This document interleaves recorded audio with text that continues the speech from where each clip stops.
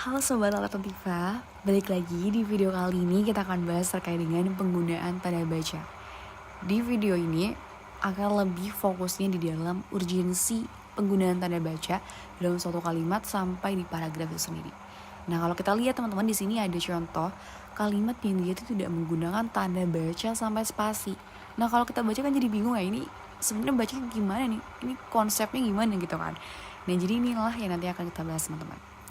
Tanda baca itu adalah tanda yang digunakan dalam sistem ejaan. Contohnya ada titik, koma, titik dua, petik, dan lain-lain. Nah, apa sih urgensinya penggunaan tanda baca itu sendiri? Jadi tanda baca itu sangat penting dalam tulisan karena membantu untuk memahami makna tulisan tersebut. Oleh karena itu, tanda baca sangat penting agar kalimat dalam suatu paragraf mudah dipahami sehingga tidak terjadi kesalahan makna yang disampaikan oleh penulis.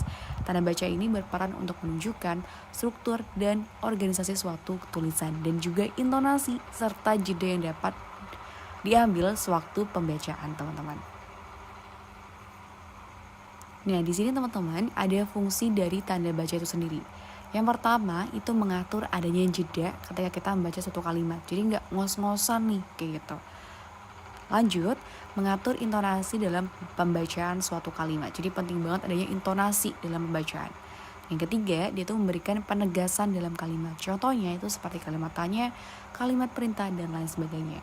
Lalu untuk menggambarkan struktur kata atau kalimat yang ada dalam sebuah tulisan. Dan yang terakhir itu menunjukkan tata kata yang ada di dalam sebuah tulisan. Next, di sini ada contoh kasus teman-teman. Kita lihat di kalimat singa makan rusa mati.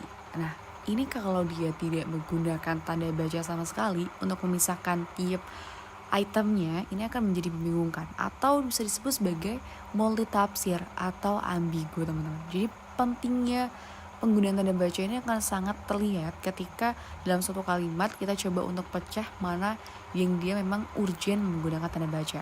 Kita lihat di sini ada tanda koma sebelum kata mati atau setelah kata rusa.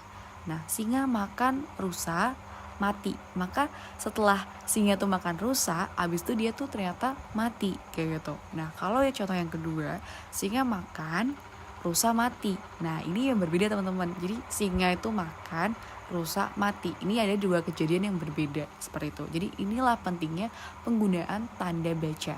Jadi ketiga tadi itu memiliki makna yang berbeda-beda ketika penggunaan tanda bacanya pun berbeda juga. Jadi inilah pentingnya teman-teman kita belajar terkait dengan urgensi penggunaan tanda baca.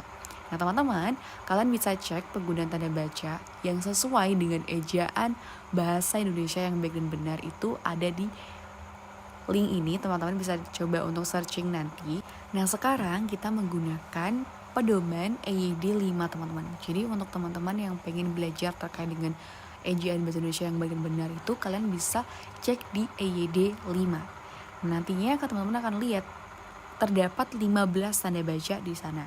Jadi ada tanda titik, tanda koma, tanda titik koma, tanda titik dua, tanda hubung, tanda pisah, tanda tanya, tanda seru, tanda elipsis, tanda petik tunggal, tanda kurung siku, tanda garis miring, dan tanda apostrof. Nah, ke-15 nanti kita akan coba kupas satu persatu ya teman-teman ya.